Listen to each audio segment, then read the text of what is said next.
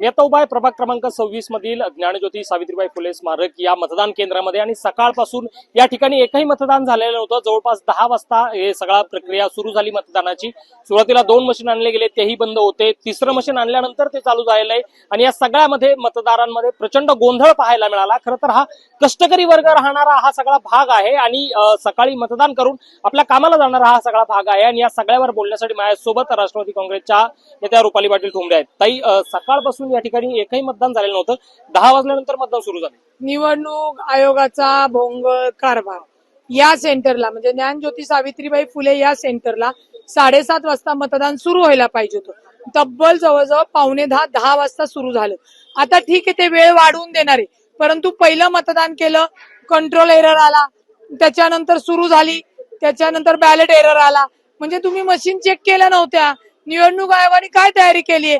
काही जाणीवपूर्वक भाजपची खेळी आहे की इथल्या लोकांना मतदान करता येऊ नये म्हणून, याचा तपास झाला पाहिजे। परंतु आता येणारा जो 2 तास गेला आहे वाया, तो ते वाढवून देणार आहेत। माझी मतदार बंधू भगिनींना विनंती आहे, ज्यांनी कुणी हे षडयंत्र रचलं असेल तरी रचू द्या, तुम्ही मतदानाला परत पुन्हा या। सकाळचा जो 2 तास आहे तो संध्याकाळी वाढून म्हणजे 5:30चा 6:30 7:30 पर्यंत वेळ वाढवून देण्यात आलेला आहे। आरोला काही तक्रार केली होती? आरोकडनं लेखी घेतलेले आणि आता टेक्निकल एरर असल्यामुळे ती वेळ त्यांनी वाढवून दिलेली आहे। म्हणजे वाढवून वेळेचा जो त्यांच्याकडे अधिकार होता तो त्यांनी वाढवून दिलेला आहे। ताई, फक्त याच ठिकाणी नाही, पुण्यात अनेक ठिकाणी अशाच पद्धतीचा गोंधळ पाहायला मिळतो। मला वाटतं कुठेतरी हे मतदान होऊ नये, त्यांना त्यांच्या म्हणजे सत्ताधाऱ्यांच्या पायाखालची वाळू सरकलेली आहे म्हणून जाणीवपूर्वक करत असतील, पण करू द्या। मतदार हे शून्य आहेत, ज्यांना 2 तास मिळालं नाही मतदान करायला ते स्वतः पुन्हा येऊन मतदान करून या षडयंत्र रचणाऱ्या या सत्ताधाऱ्यांचं तोंड काळं केल्याशिवाय राहणार नाही, हे मला याचा आत्मविश्वास आहे। टेक्निकल एरर आहे, आम्ही समजून घेतला। फक्त मतदारांना विनंती आहे की आपलं मतदानाचा हक्क बजवा आणि ज्यांना वाटतं आपण मतदान करू नये, ज्यांना वाटतं पैसे देऊन आपण मतदान करून घेतो, त्यांना त्यांची जागा दाखवून मतदार देणार आहेत। संगीता, तुम्ही सकाळपासून येत होता, नक्की काय गोंधळ झाला होता, काय सगळी परिस्थिती? हे बघा, निवडणुकीचा जेव्हा आपण मतदानाला येतो 7ला सगळी लोक इथे येऊन उभी राहतात, वोटिंग चालू होतं।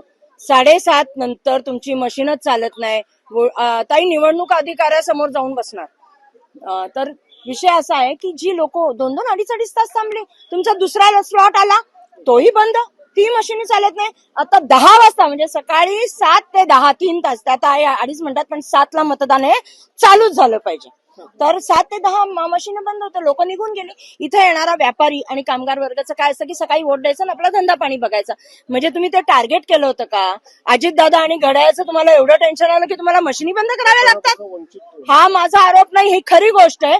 प्रत्येक ठिकाणी मुद्दामून खराब मशिनी ठेवल्या गेल्या आणि अशा एरियात केल्या की जिथे घड्याळ आणि अजित दादांचा वोटर आहे, राष्ट्रवादी काँग्रेसचा वोटर आहे, तिथे मुद्दामून या मशिनी बंद ठेवण्यात आल्या। काही संबंधित अधिकाऱ्यांना काही फोन कॉल त्यांची संपर्क? ऐका ना, मी पोलीस अधिकाऱ्यांकडनं खडकचे पी ते ट्राय करत होते, त्यांचा फोन नाही उचलला, झोन 1 साहेबांचा फोन नाही उचलला आणि नंतर जेव्हा मला फोन दिल्यानंतर मी चालू केला तर त्यांनी फोनच बंद करून टाकला। एवढं म्हणजे बिनधास्त, एवढं कोण आहे तुमचा आका की तुम्ही हे बंद ठेवताय? तुम्हाला जाब विचारणार कोणी नाहीये। तर आता आमच्या डोक्यात हेच आहे की जाऊन त्यांच्या ऑफिस समोर बसायचं। तुम्ही जाणार? हो जाणार, 100% जाणार। सकाळी 7 वाजल्यापासून मी इथं उपलब्ध आहे। ओवाळे साहेबांना आम्ही वारंवार फोन करायचा प्रयत्न करतोय। पहिली 1 रूमची मशीन बंद पडली, आम्हाला असं कळलं। त्याच्यानंतर त्यांच्याशी बोलले, ते म्हणले मशीन पाठवतो। त्यानंतर 2ऱ्या रूमची मशीन पडली, 3ऱ्या रूमची, 4ही रूमच्या मशीन बंद पडल्या। मी वारंवार ओवाळे साहेबांना फोन करतोय, त्यांनी फोनच स्विच ऑफ करून ठेवला। त्याच्यानंतर मी त्याची उद्योग घातल्यानंतर त्यांनी साधारणतः 1.5 तासांनी एका 2 नंबरच्या रूमची मशीन आली। ती मशीन माझ्यासमोर त्यांनी डेमो दिला, आम्ही चालू केली। 10 मिनिटात 5-10 मिनिटात ती पण मशीन बंद पडली। वास्तविक प्रभाग क्रमांक 26 मध्ये तुम्ही बघा, या अख्ख्या प्रभागामध्ये हाच गोंधळ चालू आहे। प्रभाग एका केंद्रावर समजू शकतो, एखाद्या रूमचं समजू शकतो, 5ही रूमच्या आणि सगळ्या केंद्रावरती हा गोंधळ आहे। दुसरी किती वाजता मतदान सुरू झालं? आता 9:15 चालू झालंय। आणि दुसरं खटकणारी बाब म्हणजे त्यांनी मशीनची सिक्वेन्स अ ब क लावायला पाहिजे। अ लावलाय, ड लावलाय, ब लावलाय, क लावलाय, उलट्या पडून त्यांना म्हणलं साहेब मशीन उलट्या पालट्या का लावलं? अरे सॉरी, मग त्यांनी ते दुरुस्त केलं मशीन। आणि तिसरी बाब म्हणजे इथं तुम्ही बघितलं तर सगळे उमेदवार त्यांचा निषेध नोंदवतात. भाजपचा एकतरी उमेदवार इथं आलाय का निषेध नोंदवला? भाजपने आक्षेप नोंदला नाही, हाच त्यांचा मुळात आक्षेप आहे. समोर आणि उभे होते. सकाळपासून या मतदार केंद्रावर गोंधळ पाहायला मिळत होता. जवळपास 9:15 वाजता मतदान सुरू झालंय. 2 वेळेस इथल्या ईव्हीएम मशीन सुद्धा बदललेल्या होत्या आणि आता जर आपण पाहू शकत असाल तर काही मतदारांनी रांग सुद्धा लावलेली आहे मतदान करायला. मतदान करून आलाय तर तुम्ही किती वाजता आलता सकाळी? काय एकदा येऊन गेलात का आता पाहिलं तर? तासभर झाला एक. 1 तास थांबला, हा, मग बंद होता ना बस. मशीन बंद होती.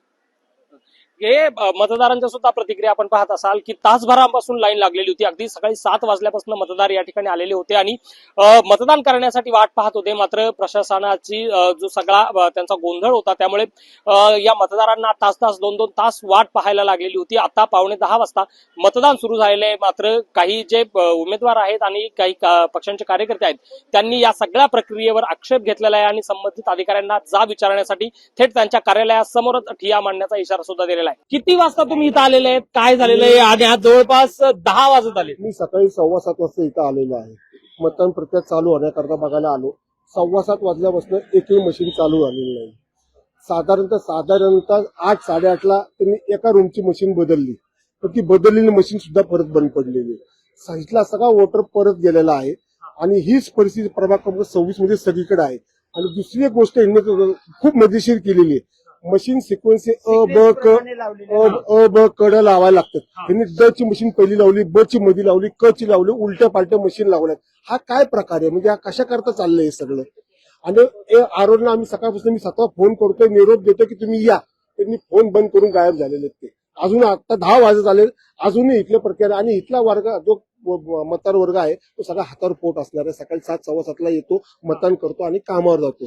आता ते लोक निघून गेलेत कंटाळून. प्रत्येक रूमवरची 100-150 लोक परत गेले. ह्यांच्या बाबतीत आता आम्ही आरोग्य किंवा साहेबांना म्हणलं की आता यांचा निर्णय काय घेतात? आम्ही वेळ वाढून देऊ. वेळ वाढून त्यांना तर लिखित दिलं पाहिजे आणि ती मतदार कामावर नाही येतील कशाला परत मतदानाला? त्यांना तुम्ही त्यांच्या मतदानापासून वंचित नाही ठेवलं का? सगळ्या गोंधळाची परिस्थिती. तुम्ही एक निवेदन पण द्यायला आलाय. सांगते, प्रभाग क्रमांक 26 ला राष्ट्रवादी काँग्रेस पक्षाकडनं मी प्रमुख समन्वयक आहे. खरं तर प्रशासनाने सांगितलं होतं की पहिल्यांदा सकाळी 6 वाजता प्रत्येक ईव्हीएम मशीनचं मॉक ड्रिल होणार. प्रत्येक बटन 2 वेळा पोलिंग एजंटला वापरून दाखवलं जाणार.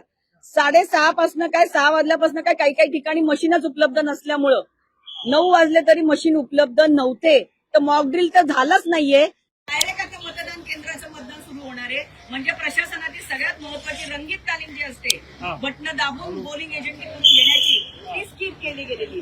दुसरी गोष्ट, हे तर निवडणूक प्रशासन अधिकाऱ्यांना माहिती असलं पाहिजे, हे मशीन 5 वाजता त्या ठिकाणी सेट करणं गरजेचं होतं. हे लावताना सिक्वेन्स चुकवलेला आहे. अ ब क ड न लावता काही ठिकाणी ड लावलंय, नंतर अ लावलंय, नंतर क लावलंय, नंतर ब लावलंय.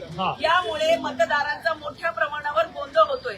पण प्रमुख समन्वयक म्हणून राष्ट्रवादी काँग्रेस पक्षाकडनं आपण या ठिकाणच्या 26 नंबरची जे काही परिस्थिती आहे, तिथं मशीन उपलब्ध नाही झाले, त्या आरोग्य अधिकाऱ्यांचे आपण सह्या घेऊन निवेदन निवडणूक अधिकाऱ्यांना देणार आहे की इथलं मतदानाचं टायमिंग जे आहे ते आम्हाला तुम्ही 2.5 ते 3 तासांनी वाढवून द्यायचंय आणि ते जाहीर करायचंय. तुम्ही मतदार लोक गेलेले आहेत, परत त्यांच्या मतदानाचं निवेदन पण घेऊन आलेलं हे निवेदन दिलेलं आहे. या निवेदनामध्ये आम्ही संपूर्ण मतदान केंद्रामध्ये जे प्रमुख केंद्र आहे जिथं बंद पडलेले आहेत मशीन, त्या अधिकाऱ्यांकडून आम्ही सह्या करून घेतलेल्या आहेत आणि त्याच पद्धतीने हे सगळं टायमिंग वाढवून देण्यासाठीचं आणि ही प्रक्रिया ही स्लो डाऊन का केली गेली याचं कारण आम्हाला तुम्ही त्याच्यात ही संपूर्ण जबाबदारी त्या प्रशासकीय अधिकारी असतात.